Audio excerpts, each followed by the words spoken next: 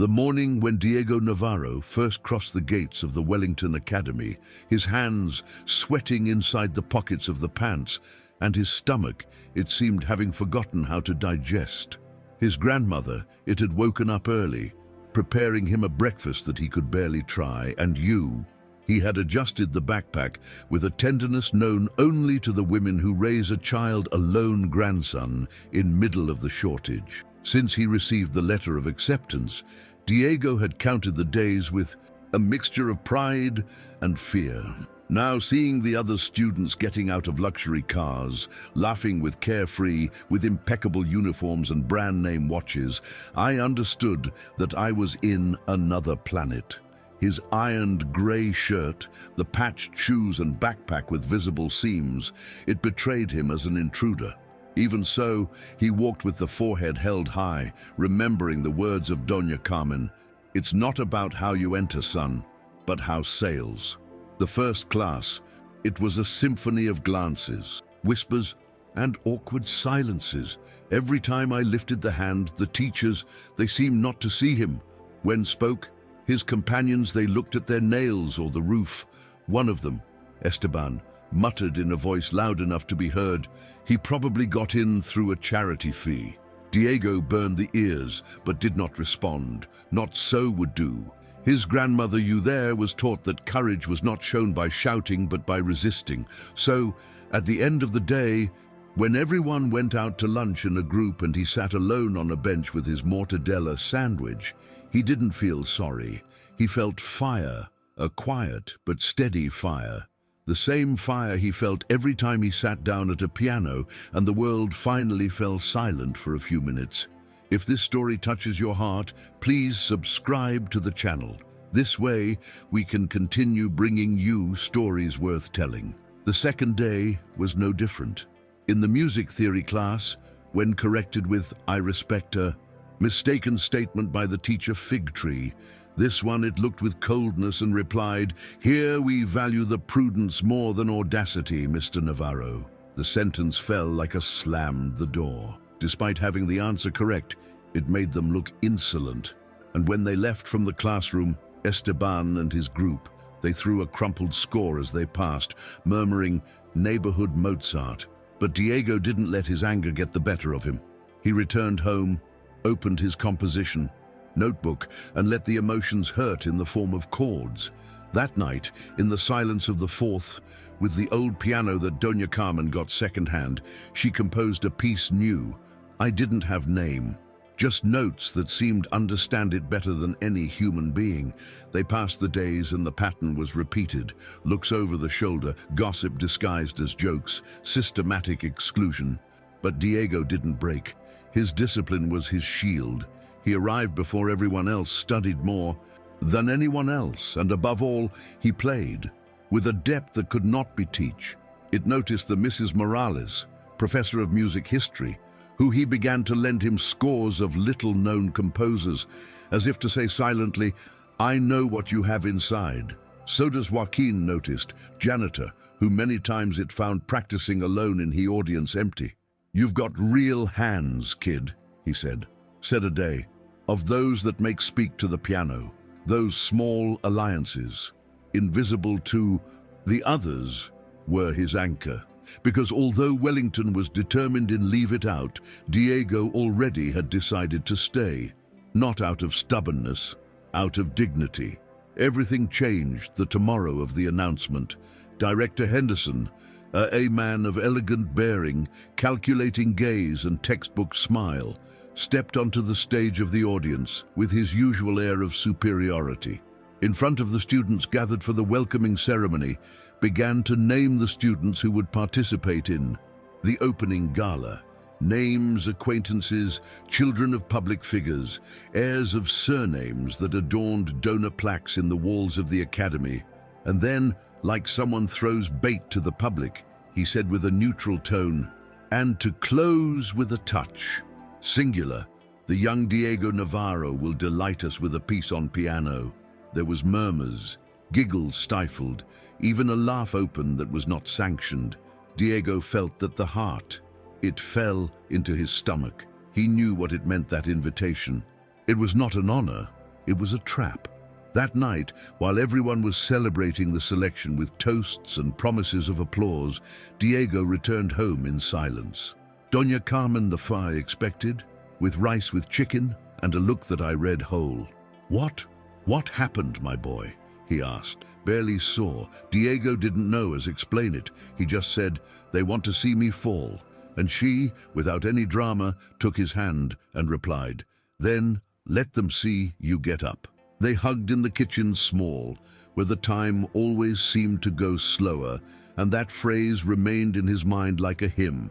After dinner, he went to the piano, not to practice something famous, not to perfect a technique, but to empty himself of rage, of fear, of shame. He composed until dawn, a new one melody, rawer, more his own. Something that couldn't fail because he wasn't looking like just saying the true. Subscribing to the channel makes all the difference. It's what allows us to continue creating these inspiring, healing, and transformative stories. Arrive Higala Day, the auditorium. It was packed with parents in expensive suits, teachers with solemn faces, and students who saw the event as a social catwalk rather than a celebration of art.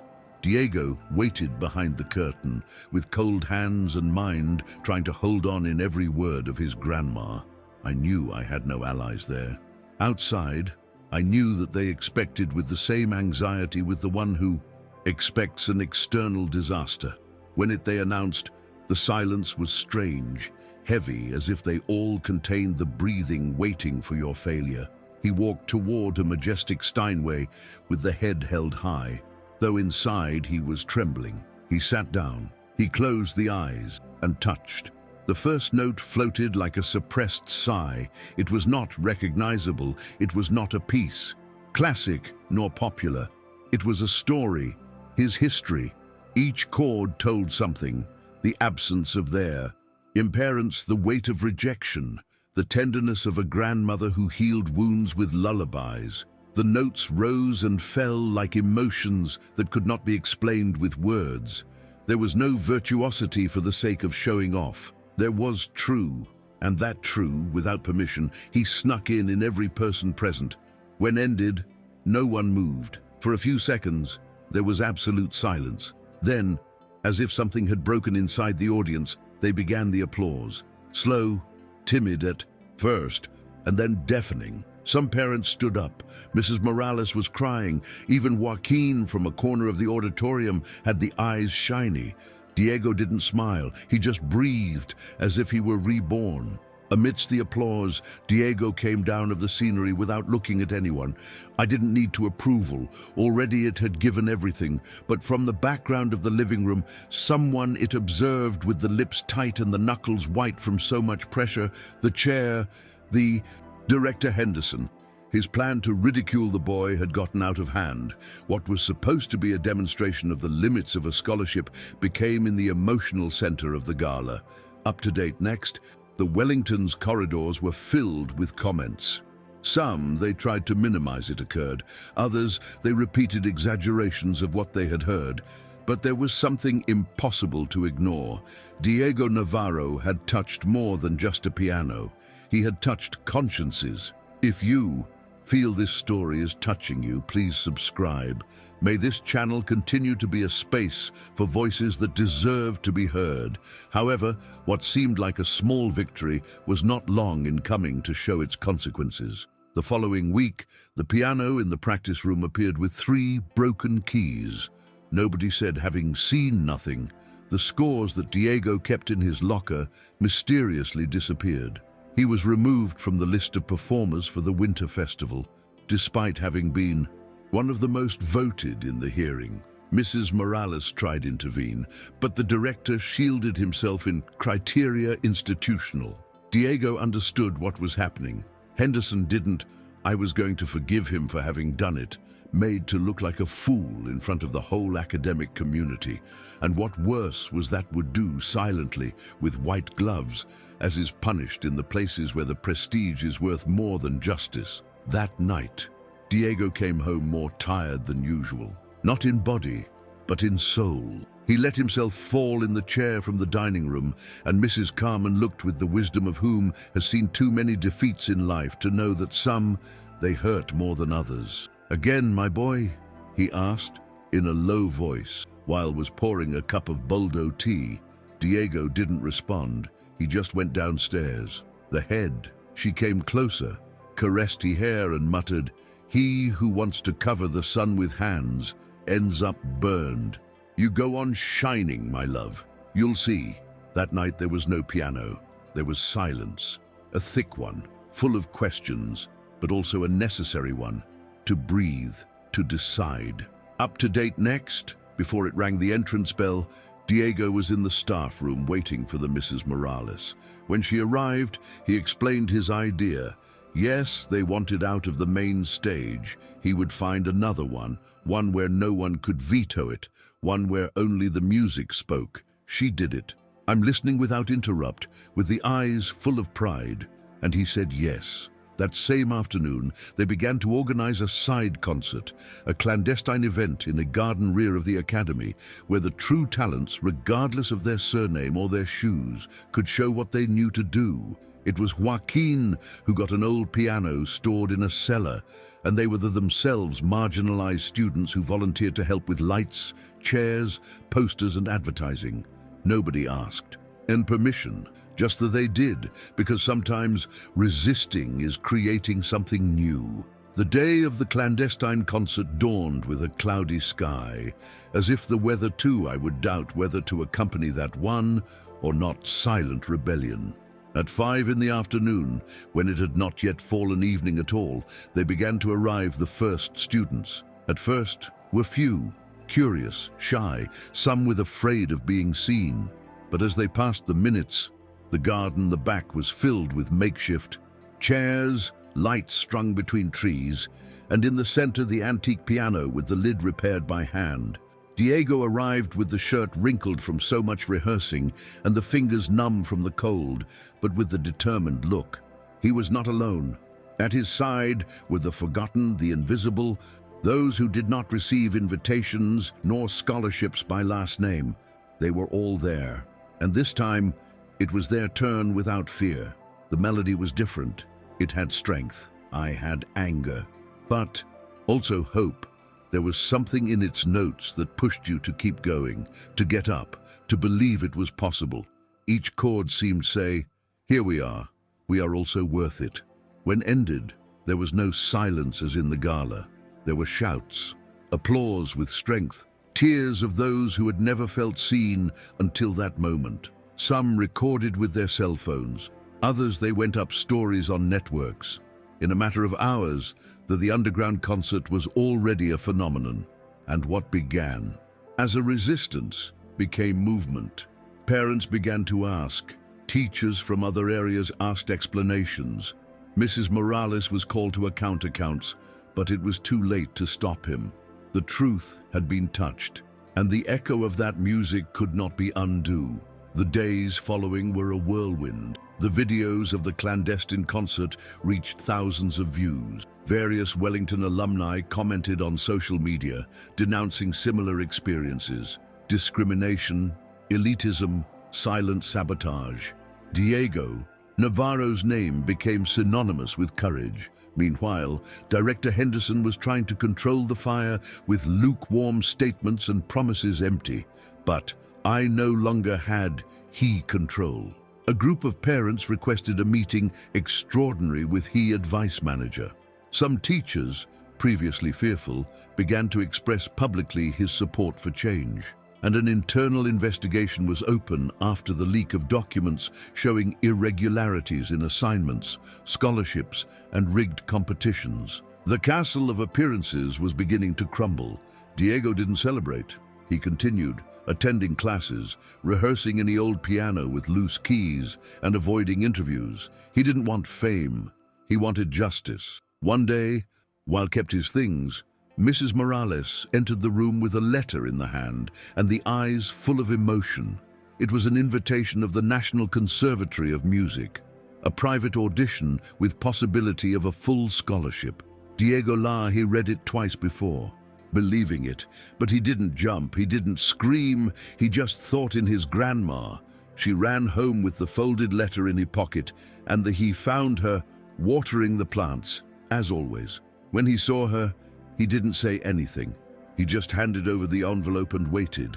She read in silence, and then it hugged with strength. "I tell you," I said, "son, he who endures achieves." Meanwhile, the situation in the Wellington reached a point of no return. The complaints accumulated against the director. Henderson could no longer be ignored. They arose testimonies of students who had been marginalized, manipulations in exam results, explicit favoritism towards children of sponsors. Social, media, and community pressure. Academic community was such that the advice executive called an emergency session. Henderson was summoned to testify and days later, removed from his post. The news toured the hallways like a whisper that turned into a scream. Finally, the tyrant fell, and not because of external scandals, but because of the firmness of a student who chose to respond with music. The academy began, so a transformation process. They were implemented, new inclusion programs were introduced, scholarships and selection criteria were reviewed, and AA, student council with real representation. Teachers who previously remained silent out of fear, now they spoke with conviction. Among them, the Mrs. Morales was appointed interim director of the artistic department. Diego, meanwhile, decided to present themselves to the hearing of the conservatory, traveled with his grandmother in bus, loading his composition notebook and the memory of every note played with soul. In front of a serious jury, without microphones nor public, he did it again. What always there was fact. Say the true with music.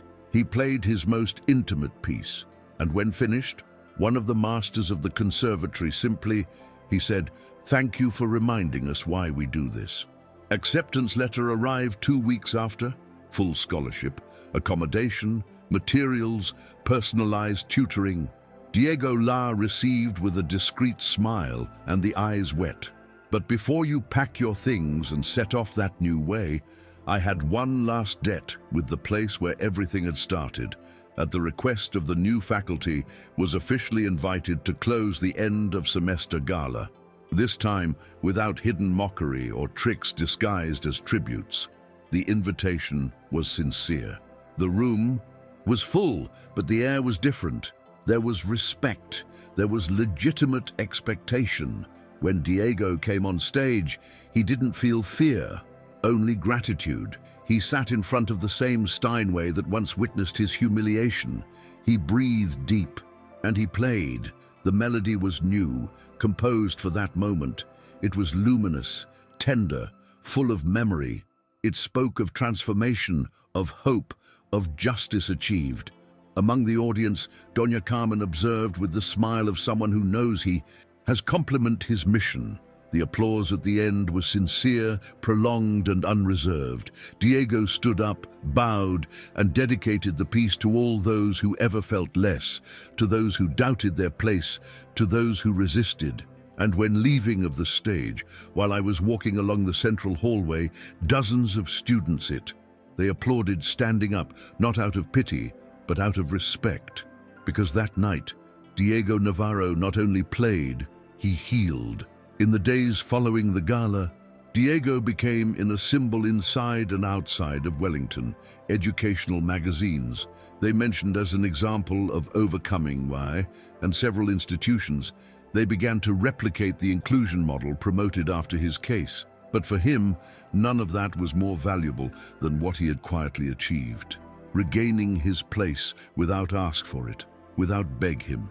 That one young man who had crossed the marble hallways with the worn clothes and intact dreams, now prepared to enter through the doors of one of the most prestigious music institutions in the country. But it was no one else. It was the same, with the same skin, the same history, the same grandmother who I waited every night with hot coffee and words of faith. The day before leaving for the conservatory, Diego walked alone along Wellington. He toured the auditorium, the garden of the clandestine concert. the hallway where he once heard laughter behind his back. Not so did with bitter nostalgia, but with whose peace left something better than what he found. In the classroom of the Mrs. Morales, found on her ancient desk a handwritten note, "Thank you for teaching us that talent doesn't have a uniform." He put it away in his pocket without saying nothing. That night, he had dinner with Doña Carmen in silence, watching a soap opera, the television, like so many others times. When she finished, she had looked and said, "Always you were greater than any stage, son, and now the world at last, he knows." Diego nodded, kiss in forehead, and thought that maybe, just maybe, it had all been worth it. The first day in the National Conservatory was different. There was nerves, yes, but not themselves. This time, Diego wasn't afraid of not fitting in, because he was already knew that his worth did not depend on fitting in, had received with respect, like anyone else, another young talent who deserved to be there. He was assigned a room, small but comfortable, and a studio piano in a shared room. When it touched for the first time, felt a familiar chill. Every keystroke was a possibility, every silence a promise. I didn't know anyone, but I didn't know anyone either. It needed. He knew how to start from scratch, and more importantly, he knew that his music no longer needed permission to exist. In the first few weeks, he absorbed everything like a sponge, new techniques, demanding teachers, in-depth discussions about composition and expression. He faced challenges that challenged in the technical, but also to people who inspired by their passion and his humanity. One of them, it was Ana, a young violinist from Veracruz who shared with her the oldest rehearsal room of the conservatory. They played in crossed schedules, but little by little they began to coincide, first by accident, then by will. Ana heard one of his pieces and asked that the repeat. "There is something there that I can't explain, but it makes me, well," he said. Diego, accustomed to his music speaking for him, felt seen without need for words. For the first time in a long time, he felt he could build something new, not from the pain, but from the company.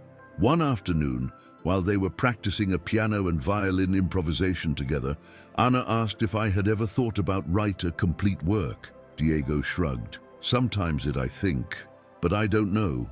Yeah, I have so much to say." She said, looked without doubt. You have too much to say."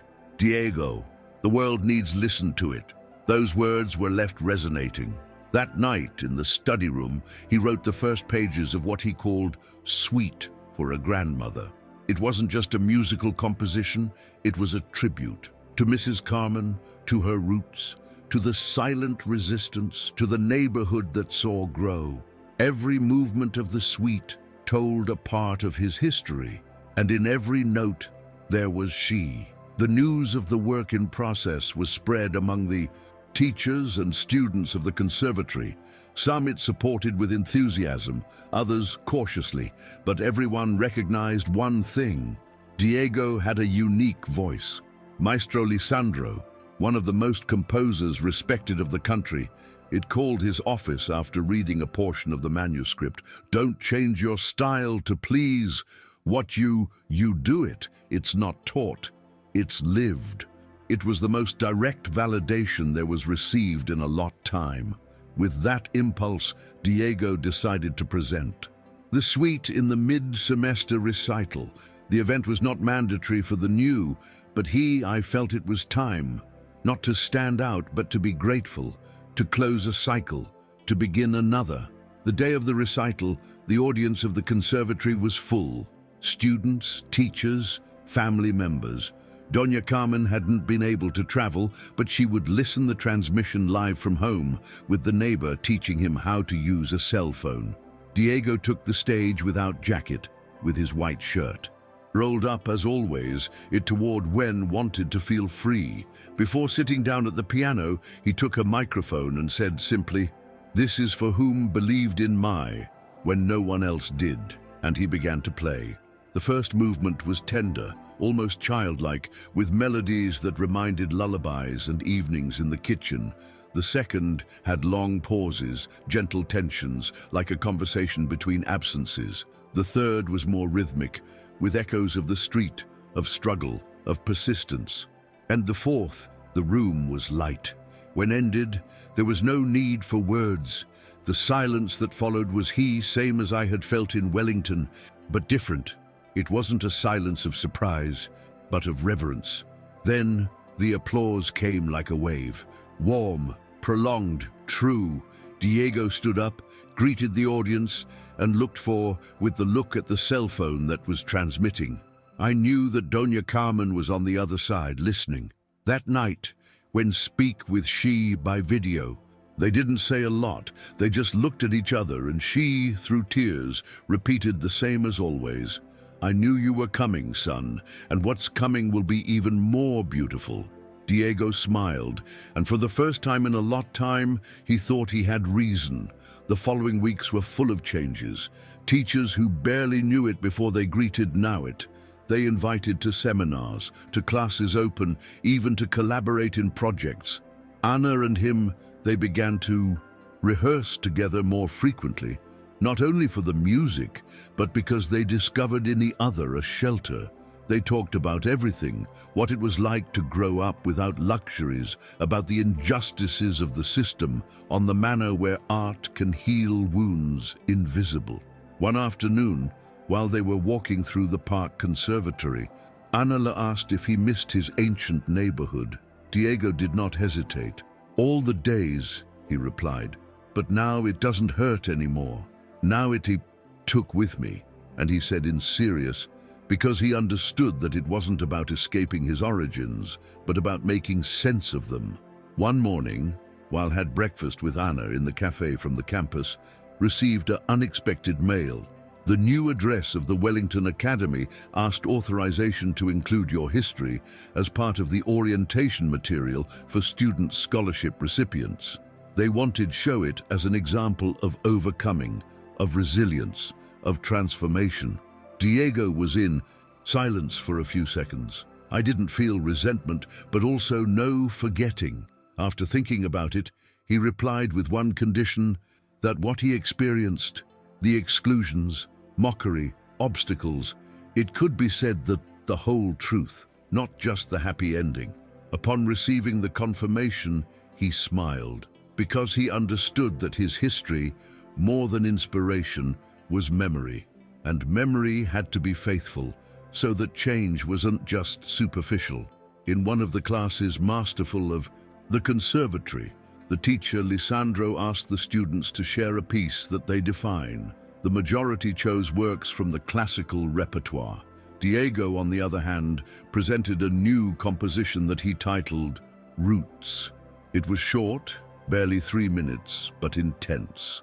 It began with a simple, almost timid melodic line, which gradually grew in complexity, intertwining with popular rhythms of his childhood. The piano imitated the sound of distant drums, voices that never fell, silent. In the end, the melody returned to its original form, but it was not the same, had been transformed by the journey. The applause was immediate.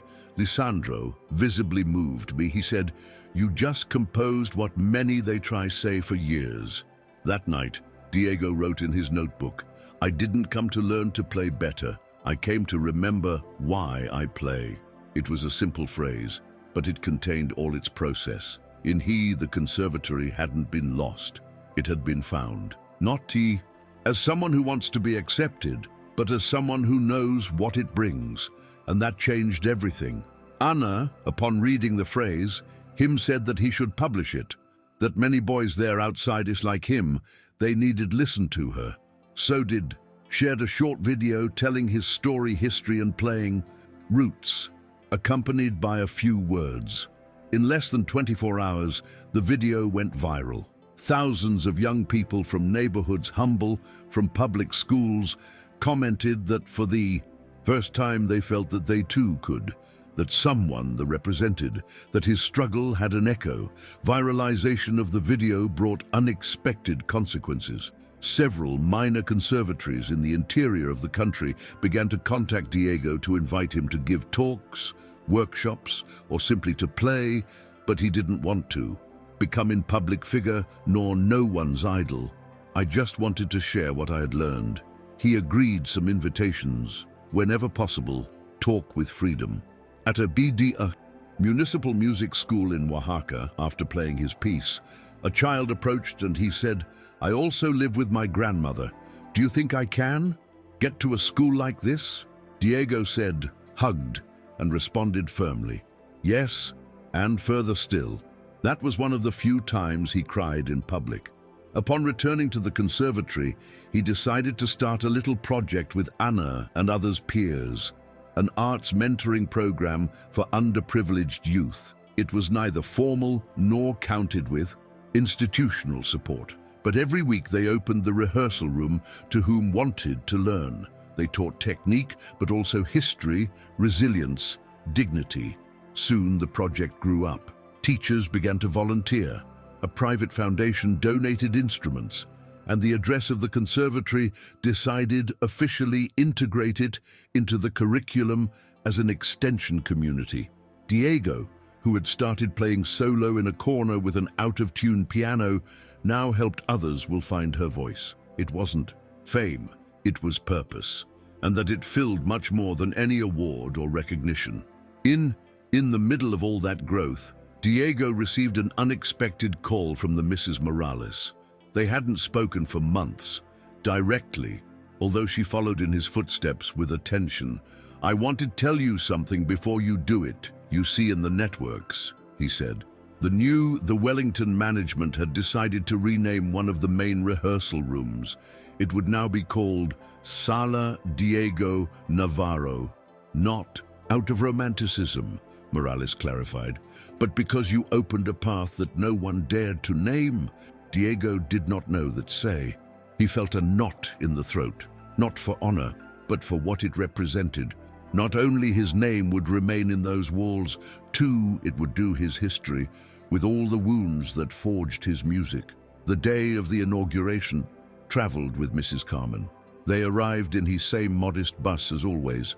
When getting off, they received a small delegation. Students new, scholarship holders, teachers, young people who had transformed Wellington into something more just. When crossed the threshold of the room that now was wearing his name, Diego did not see marble, no plates. He saw a mirror, because there, in that space that once was hostile, now was the trace of his dignity. He gave a few brief words, thanking not for the tribute, but for the possibility that others would not pass it. Same. If this place serves to ensure that no more kids have to fight to be heard, then it was all worth it. The pity. The ovation was sincere, but the greatest emotion was that of Doña Carmen, who hugged strong, and him he whispered in her ear, "Now we can go back." Back at the conservatory, life resumed their rhythm. The classes, the essays, the mentoring, but something in Diego had changed. He no longer felt like he was charging a painful past, but walked with a story that could to offer. He began to write more often, not only music, but thoughts, letters to oneself, same, ideas for future projects.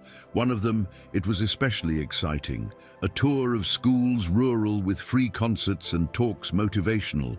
He was not ambitious in terms of money, but he was in impact. I wanted Sao hope where, as in his childhood, it seemed that there was only resignation. Anna was his greatest ally, supported, it drove, but also you taught us to rest. You can't save the world if you forget about yourself, he repeated. Sometimes, when everything overwhelmed, she had forced me to close the piano and go for a walk in the park. There, they talked about everything and nothing. One afternoon, under a tree, Annale asked if he had ever truly forgiven those who had humiliated in the Wellington. Diego had thought, wait a moment. I don't know if it's forgiveness, what I feel, but it doesn't hurt anymore. And I think that's enough. She nodded. She knew that the wounds not always they closed with justice, but with time, love, and purpose. And Diego had found the 3 school tour rural areas became in a reality a year next. Along with Anna and other volunteer musicians, Diego toured communities where a grand piano had never been seen before. At each stop, they told his history. They taught a song simple. They listened the stories of the students and left scores adapted for the available instruments. Sometimes they played in classrooms, others in dirt yards, but always with the same delivery. The project was documented by a group of independent filmmakers who transformed the images in a short film titled Music Also Arrives. It was projected in festivals and shared in public schools across the country. In one of those presentations, at the end of the concert, a girl of just 7 years, you gave Diego a leaf folded with a child's drawing, him playing the piano, surrounded by hearts. In the bottom part, written in uneven letters, read, "Thank you for coming where no one, he's coming." Diego kept that paper with more affection than any diploma. He understood that his mission, it was no longer just about playing. It was about going where it was needed, where art couldn't reach, where talents were born, silently, waiting for a hand that would say, "Yes, you can." And with every step, with every shared chord, he made sure that no one child had to feel what he felt that first day in the Wellington. Upon returning from the tour, Diego was invited to give a lecture in an important meeting of education and art. At first, he hesitated. He didn't feel like a speaker nor an academic, but he accepted. He went up on stage with a notebook in hand and began saying, "I do not come to speak to you as a musician. I come as a child whose day he thought he didn't have right to dream." Throughout his talk, shared its journey, but not from the epic, but from the truth. He spoke of the fear, of anger, of loneliness, and also of the beauty that he found in the middle of all that. When ended, the audience whole stood up, not because of his talent, but because of his humanity. That day understood that his voice also could change things, beyond of the piano. It was so when decided write a book, not an autobiography, but a guide for young artists without resources, how to confronting exclusionary systems, how to use art as a refuge, how not to get lost in the seeking approval. The title was simple, Touch Without Asking Permission. Each chapter combined anecdotes, personal, with exercises, practical, questions for reflection, and fragments of scores. I didn't want to give answers, but paths. The book was published by a university press and distributed free of charge in public schools, thanks to an agreement with the Ministry of Culture. When received the first copies, Diego gives them to you. He took Doña Carmen and put one in hand. "This, it's yours too, Grandma," she said. Hug, without say word, with the closed eyes and a smile that said everything. With he time, Diego learned to balance his many facets: musician, teacher, author, companion, grandson. He was not looking recognition, but its name already appeared in articles, invitations, conferences. And although all that it honored never stopped playing every night alone in your rehearsal room, because there, without applause or cameras, found its center. Some at night, Anna would sit silently beside him, just listening to him. Other times, you asked me to read out loud while improvised. They had created a language own, where the words and music were intertwined like two inseparable threads. One day, while they walked through the center of the city, Annalie asked if I had thought about return to the neighborhood where he grew up. "Yes, I have thought," he said, "but not like before. This time I want to go back to Sao." And he bought a small piece of land where there used to be a vacant lot, and it transformed, with help from neighbors and volunteers, in a community cultural center, with rehearsal rooms, a library, an exhibition space, and a small cafe managed by women of the neighborhood. He called it Casa Carmen, not as a tribute emptiness, but because everything he was had begun with she. The inauguration was an intimate event without press. Only the faces real of whom they knew what it meant have a place of one's own to be seen, to create, to exist. The Casa Carmen became in a lighthouse. Every week they arrived children, teenagers, and even adults who had never before allowed themselves to dream with a different life. Some wanted to learn an instrument. Others simply were looking for a safe space where they would not be judged. Diego could not be there every days, but always.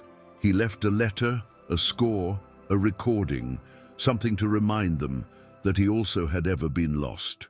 Anna, who accompanied in everything, he directed artistic expression workshops, while other colleagues gave percussion, writing or singing classes. The place was not long in coming in, filled with laughter, mistakes beautiful, and discoveries. It wasn't a school, it was a home creative. One day, while was tuning the piano of the main hall, Diego heard a boy of about 10 years clumsily playing a familiar tune. He approached silently. It was Roots. His composition, the child does not acknowledge. He just said, "I heard her on the internet and I wanted to learn it." Diego stood still. Inside, something stirred in him, loosened up. He didn't need to say that there was composed. There was no need. He sat down next to her, and together they finished the piece. It was a simple, yet powerful moment, because there he understood that his music was no longer just his, came out into the world.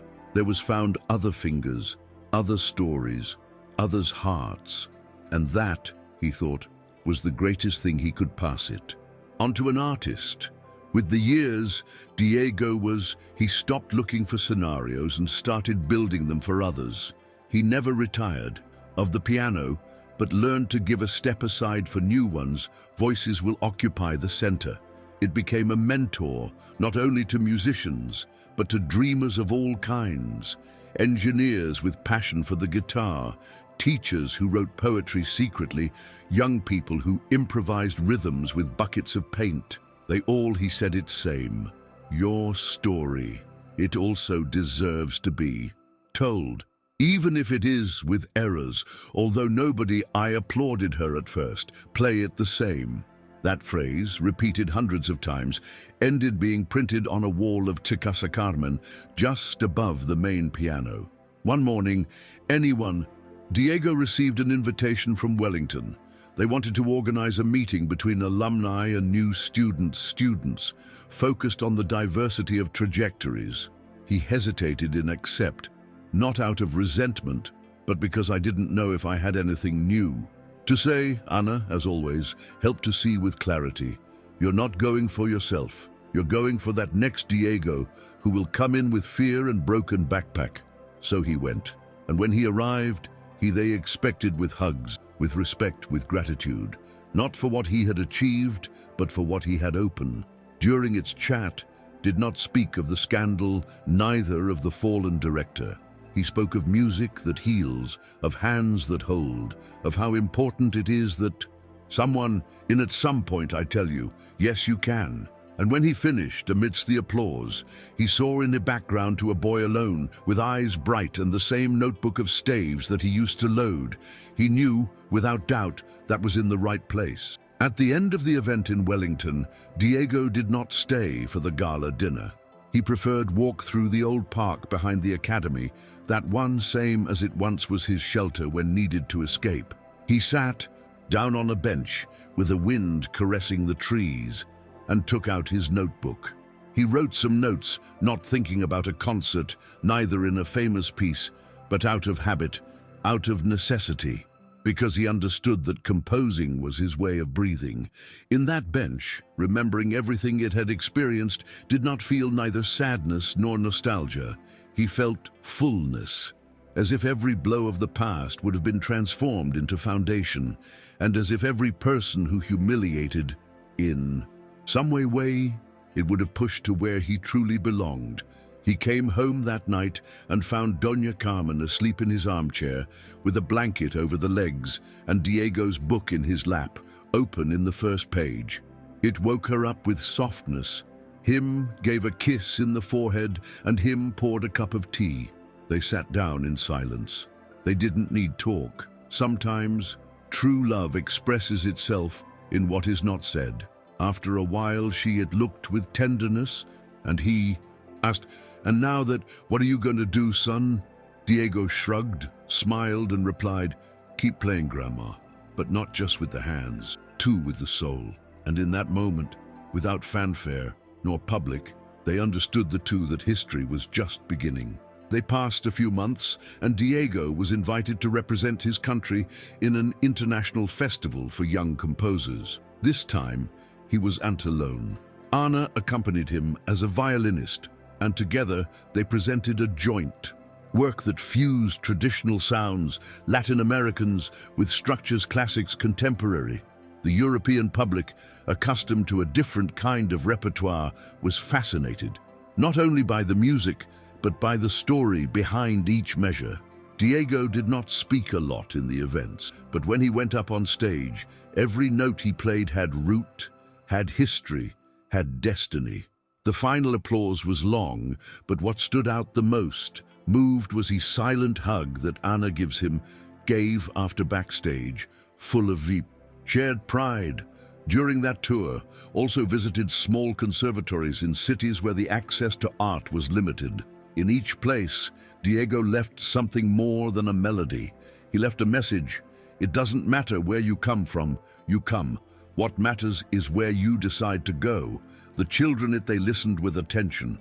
The teachers took notes, and tears were not lacking in none function. He said that the greatest gift was not touching, but making others they would believe in. Yeah, themselves. And I was starting to believe it, because I no longer needed the world to see me to feel valuable. Now, I knew I was valuable precisely because I used what I knew so that others could also be seen. Back in the country, Diego received a proposal that left him thoughtful, to direct a new popular conservatory in a city from the interior focused on emerging talents without access to formal education. The idea, it excited, but also implied leave the routine of the National Conservatory, the concerts, his space in the Carmen house. He spoke with Anna, with Doña Carmen, with her mentors. Everyone, they supported him, but they wanted him to decide from the heart. One night, while an old woman listened, recording yours from when had 14 years, a clumsy but honest version of a piece own, understood something essential. His was not just about knocking, it was about opening doors, accepted the position, but he set a condition, that each headquarters of the new conservatory would take someone's name, invisible, that never had the opportunity. I didn't want to see his own name on plates. I wanted to see the one of the grandmothers, the absent parents who still inspired, the neighborhood teachers, the street musicians. In a few months, the project was inaugurated with state and private support, and its first headquarters was baptized as Rosa Maria Cultural Center, in honor of Anna's mother, who had raised 3 children alone daughters, selling food in a market. The gesture moved everyone, and it marked the tone of what would be his legacy. Not one of fame, but of justice, of giving back with generosity what life, despite everything, had allowed to build. With the passed of the time, the project grew more than Diego had imagined. They opened new locations in different states, committed teachers joined, and hundreds of young people. They began to discover that they too could make music, tell their stories, build something of their own. Diego continued traveling, playing, teaching, but his role was now quieter, more structural. It was who assembled teams, designed programs, searched alliances. He was no longer the boy alone in front of the Steinway, but the man who had learned to multiply scenarios. And although I missed sometimes the privacy of the piano, I found another kind of harmony in the faces of the boys who, like him once, walked with fear, but they decided, stay. One afternoon, at the end of a workshop, a teenager is approached and he asked if everything that was said about him was true. History. Diego smiled and said, everything except one thing. I was never alone. And in that phrase was the heart of his life. Because for every injustice he faced, he also was someone who tended the hand. For every closed door, someone you showed a slit. That was the difference. That was the reason why now he opened as many doors as he could. That night, when he returned home, he found Ina preparing tea and Doña Carmen asleep in his favorite chair. He sat down to write a new piece.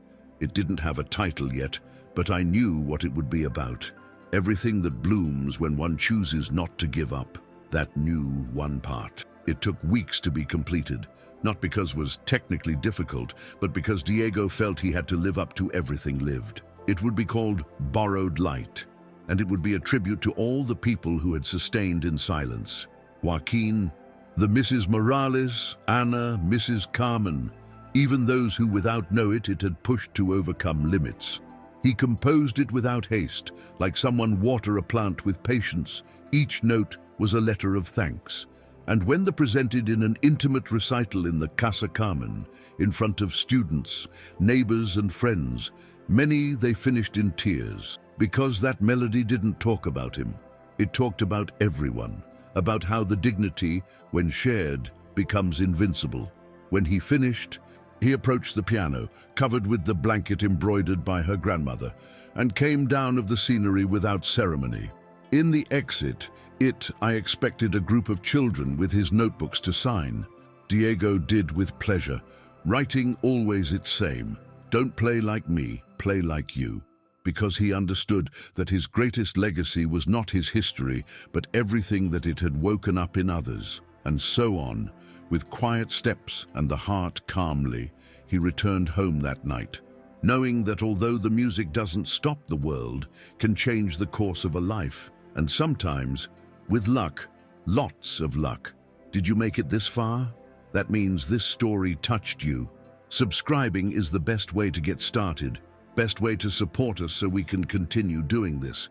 Recent years, they brought new challenges, but also more serenity. Diego learned to say no, to choose less, but with more intention. He published a second book, this time about the teaching of art as a tool for inclusion. He received prizes, yes, but the left on a shelf that he used more as an excuse to talk about his students.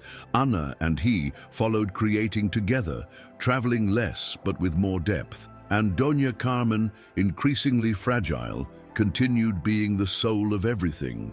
In one of his last interviews, when they asked that advice would give to the young people who feel out of place, Diego replied, "Don't try to fit in, build his own stage. And when have it, invite others to come up."